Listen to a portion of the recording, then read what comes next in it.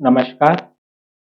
मराठा विद्या प्रसारक समाज संस्था द्वारा संचालित ART arts, BH commerce and AM science अर्थात KTHM कॉलेज नासिक, विभाग हिंदी, कक्षा FY BCom सेमेस्टर द्वितीय, काव्य साहित्य के अंतर्गत आज हम तीसरी कविता देखने जा रहे हैं, जिसका नाम है मांझी का पुल। इसके कवि है केदारनाथ सिंह। मैं डॉक्टर जगदीश परदेसी। आइए केदारनाथ सिंह द्वारा लिखित कविता मांझी का पुल देखते हैं। सर्वप्रथम केदारनाथ सिंह, इनका परिचय इस प्रकार है। भारतीय ज्ञानपीठ पुरस्कार से सम्मानित कवि केदारनाथ सिंह का जन्म 7 जुलाई 1934 को बलिया जिला उत्तर प्रदेश के चकिया गांव में हुआ था। उन्होंने काशी हिंदू विश्वविद्यालय से 1956 ई में हिंदी में एमए और 1964 में पीएचडी की उपाधि प्राप्त की। कुछ वक्त गोरखपुर में हिंदी के प्राध्यापक रहे। उन्होंने जवाहरलाल नेहरू विश्वविद्यालय में भारतीय भाषा केंद्र में बतौर आचार्य और अध्यक्ष के रूप में कार्य किया। वे अज्ञेय जी द्वारा संपादित तीसरा सप्तक के एक प्रमुख कवि हैं। केदारनाथ सिंह की कविता में गांव व शहर का द्वंद्व साफ नजर आता है। केदारनाथ सिंह की काव्य संवेदना का एक दायरा गांव से शहर तक परिव्याप्त है। वे एक साथ गांव के भी कवि है तथा शहर के भी। दरअसल केदारनाथ पहले गांव से शहर आते हैं, फिर शहर से गांव, और इस यात्रा के क्रम में गांव के चिन्ह शहर में और शहर के चिन्ह गांव में ले जाते हैं। केदारनाथ सिंह की कविताओं में जीवन की स्वीकृति है, परंतु तमाम सरलताओं के साथ यह आस्तिक कविताएं नहीं है। उनका निधन 19 मार्च 2018 को दिल्ली में उपचार के दौरान हुआ था। इनकी प्रमुख कृतियां इस प्रकार बताई जाती है। कविता संग्रह है अभी, बिल्कुल अभी, जमीन पक रही है, यहां से देखो, बाघ, अकाल में सारस, उत्तर कबीर और अन्य कविताएं, तालस्ताय और साइकिल, आलोचना, कल्पना और छायावाद, आधुनिक हिंदी कविता में बिंब विधान, मेरे समय के शब्द, मेरे साक्षात्कार। इस प्रकार से साहित्य सृजन इन्होंने किया हुआ है। इनके द्वारा लिखित कविता, जिसका नाम है मांझी का पुल, देखते हैं। सर्वप्रथम मैं कविता का पाठ करता हूँ, तदुपरांत हम हर एक पंक्ति का अर्थ, उसमें छिपा हुआ भाव देखते हैं। इस प्रकार है कविता। मैंने पहली बार स्कूल से लौटते हुए उसकी लाल लाल ऊंची मेहराबे देखी थी। ये सदियों के शुरू के दिन थे, जब पूरब के आसमान में तारसों के झुंड की तरह डैने पसारे हुए धीरे धीरे उठता है मांझी। वह कब बना था कोई नहीं जानता, किसने बनाया था मांझी का पुल, यह सवाल मेरे बस्ती के लोगों को अब भी परेशान करता है। तुम्हारे जन्म से पहले, कहती थी दादी, जब दिन में रात हुई थी उससे भी पहले, कहता है गांव का बूढ़ा चौकीदार। क्या यह सच नहीं है कि एक सुबह इसी तरह किनारे की रेती पर पड़ा हुआ मिला था मांझी का पुल?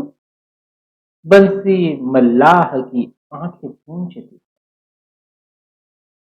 लाल मोहर हल चलाता है, और ऐन उसी वक्त जब उसे खैनी की जरूरत महसूस होती है, बैलों के सींगों के बीच से दिख जाता है मांझी का पुल। जब सी भिड़े उसने 12 देखा है, जब चरते चरते थक जाती है तो मुंह उठाकर उस तरफ देखने लगती है जिधर मांझी का पुल है। मांझी के पुल में कितने पाए हैं? 19 कहता है जगदीश। 20 रतन हजाम का ख्याल है। कई बार यह संख्या 23 या 24 तक चली जाती। क्या दिन के पाए रात में कम हो जाते हैं? क्या सुबह सुबह बढ़ जाते हैं? मांझी के पुल के पाए। मांझी के पुल में कितनी ईंटें हैं? कितने अरब बालू के कण, कितने खच्चर, कितनी बैलगाड़ियां, कितनी आंखें, कितने हाथ चुने दिए गए हैं मांझी के पुल में। मेरे बस्ती के लोगों के पास कोई हिसाब नहीं। सच्चाई यह है, मेरी बस्ती के लोग सिर्फ इतना जानते हैं, दोपहर की धूप में जब किसी के पास कोई काम नहीं होता तो पके हुए ज्वार के खेत की तरह लगता है मांझी का पुल। मगर पुल क्या होता है? आदमी को अपनी तरफ क्यों खींचता है पुल? ऐसा क्यों होता है कि रात की आखिरी गाड़ी जब मांझी के पुल की पटरियों पर चढ़ती है तो अपनी गहरी नींद में भी मेरी बस्ती का हर आदमी हिलने लगता है। एक गहरी बेचैनी के बाद मैंने कई बार सोचा है मांझी के पुल में कहाँ है मांझी? कहाँ है उसका नाव? क्या तुम ठीक उसी जगह उंगली रख सकते हैं जहां पर पुल में छिपी रहती है एक नाव? मछलियां अपनी भाषा में क्या कहती है पुल को? सूंड और घड़ियाल क्या सोचते हैं? कछुओं को कैसे लगता है पुल जब वे दोपहर बाहर की रेती पर अपनी पीठ फैलाकर उसकी मेहराबे सेंकते हैं? मैं जानता हूं मेरे बस्ती के लोगों के लिए यह कितना बड़ा आश्वासन है कि वहां पूरब के आसमान में हर आदमी के बचपन के बहुत पहले से चुपचाप टंगे है मांझी का पुल। मैं सोचता हूँ और सोचकर कांपने लगता हूँ, उन्हें कैसा लगेगा अगर एक दिन अचानक पता चले वहां नहीं है मांझी का पुल। मैं खुद पूछता हूँ, कौन बड़ा है, वह जो नदी पर खड़ा है मांझी का पुल, या वह जो टंगा है लोगों के अंदर? इस प्रकार कविता यहाँ पर समाप्त होती है और हम कविता की हर एक पंक्तियों का गहराई से अर्थ देखेंगे। केदारनाथ सिंह, हमने इनके जीवन परिचय में देखा कि यह गांव और शहर दो तानों से जुड़े हुए हैं या जुड़े रहे हैं अपने साहित्य के माध्यम से। इन्होंने मानसी का पुल इस कविता के शीर्षक में इस बात को भी उजागर किया हुआ है। हम देख रहे हैं कि कवि ने कविता के माध्यम से अपने गांव में, अपने बस्ती के पास जो नदी के ऊपर बना हुआ पुल है और उस पुल को मांझी का पुल कहा जाता है। शायद इस मांझी के पुल को लेकर, शीर्षक को लेकर कवि ने बहुत सारी बातों को हमारे सामने प्रस्तुत किया। कविता में आए हुए पुल को कवि अलग अलग दृष्टि से देख रहे हैं, अलग अलग व्यक्ति के लिए उस पुल के महत्व को हमारे सामने प्रस्तुत कर रहे हैं और हर एक व्यक्ति उस पुल से अनायास ही जुड़ गया है। अगर कभी किसी रात वह पुल वहां से चला जाए तो शायद उन लोगों का जीना भी नहीं रहेगा। अर्थात वह यह बात भी नहीं सोच सकते कि वह पूरब की दिशा में गांव की ओर वह पुल नहीं है, या है तो कब से है। एक जीवन का अविभाज्य भाग जो बन गया है वह है मांझी का पुल। देखते हैं हर एक पंक्ति में कवि कुछ कह रहे हैं, उसे भी समझते हैं। कवि कह रहे हैं, मैंने पहली बार स्कूल से लौटते हुए उसकी लाल लाल ऊंची मेहराबें देखी थी। यह सर्दियों के शुरू के दिन थे जब पूरब के आसमान में तारसों के झुंड की तरह डैने पसारे हुए धीरे धीरे उड़ता है मांझी का पुल। कवि कह रहे हैं कि मैंने इस पुल को सबसे पहले देखा। कब देखा? तो जब मैं स्कूल से लौट रहा था। लौटते वक्त इस दृश्य को मैंने अपने आंखों में सजा लिया। तब से आज तक इसकी स्मृतियां बनी हुई है। पहली बार जब मैंने उसे देखा था, उस समय उसकी लाल लाल ऊंची मेहराबें, अर्थात जो पुल बनाने के लिए गोल अर्धगोल आकार की बनी होती है, यानी जमीन से लेकर पुल तक, पुल के सिरे तक अर्ध वर्तुलाकार जो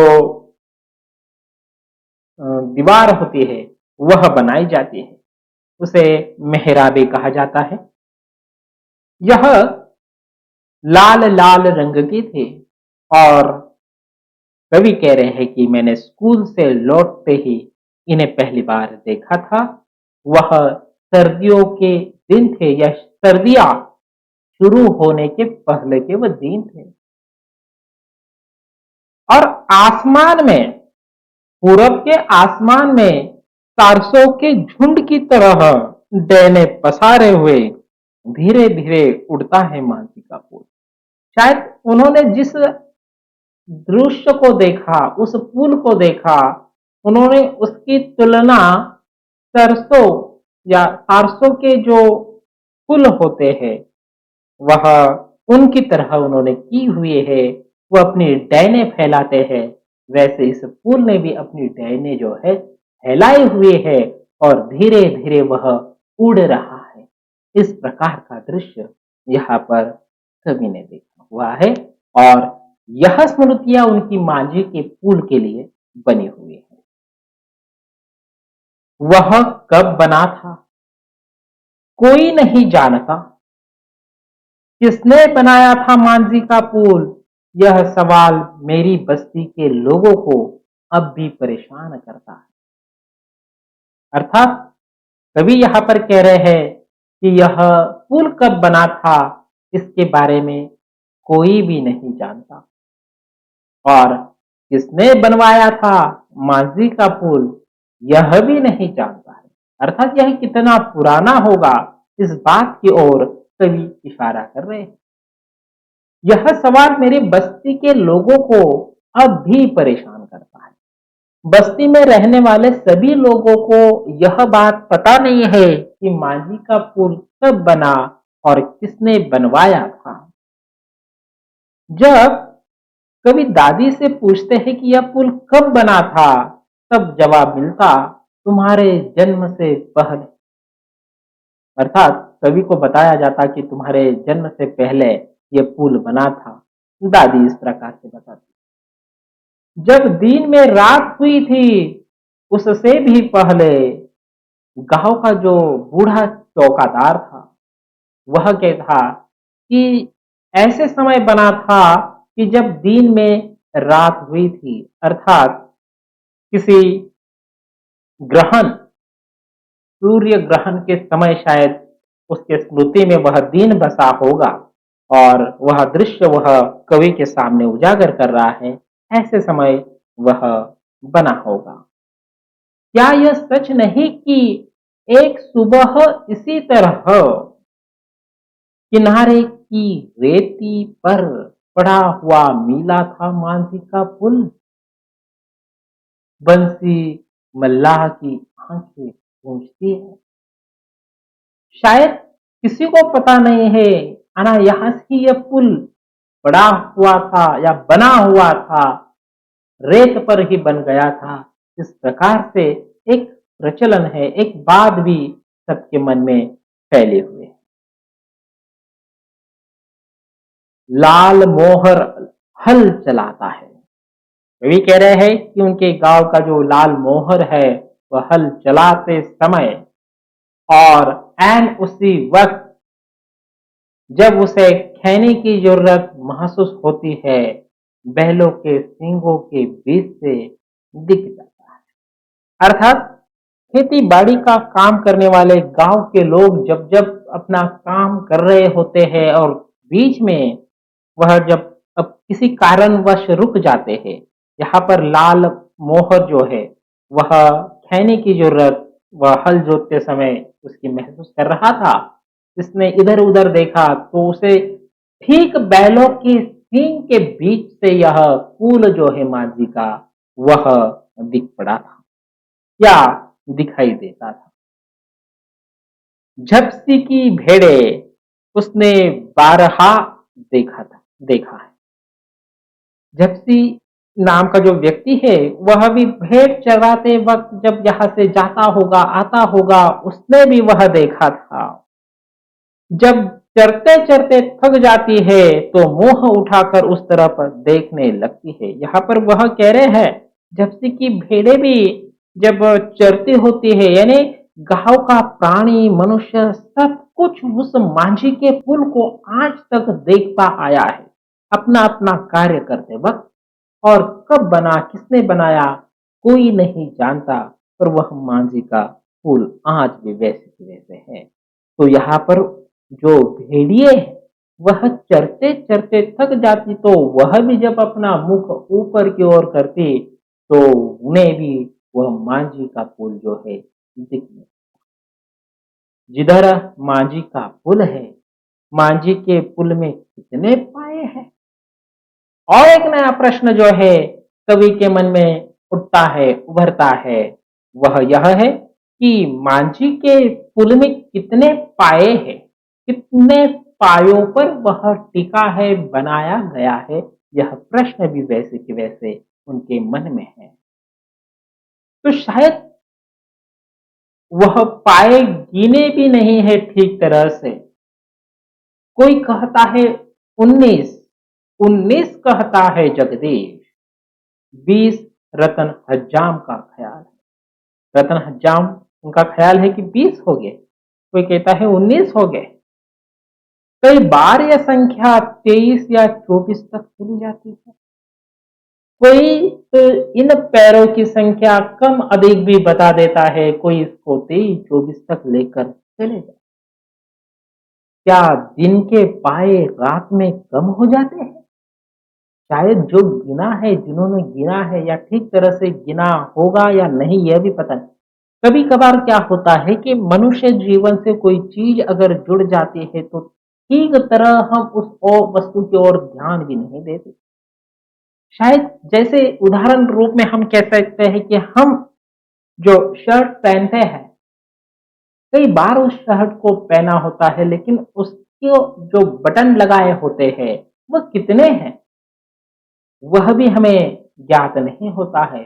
इतने हम उसके आदी हो जाते हैं।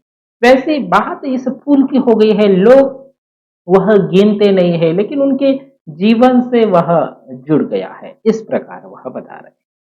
तो संख्या कम अधिक भी बच जाती है। क्या सुबह सुबह पड़ जाते हैं मांझी के पुल के पाए। और कवि कह रहे हैं कि संख्या ठीक तरह से न बताने का कारण या शायद कम अधिक तो नहीं होते होंगे इसके पैर, या पुराने लोगों ने इसके जो पाए देखे थे वह कम थे बढ़ गए, ऐसी तो बात नहीं हो गई। इस प्रकार कविता का पहला अंश हम यहाँ पर समाप्त करते हैं। अगली आधी कविता देखते हैं अगली तासिका में। यहाँ पर हम रुकते हैं। धन्यवाद।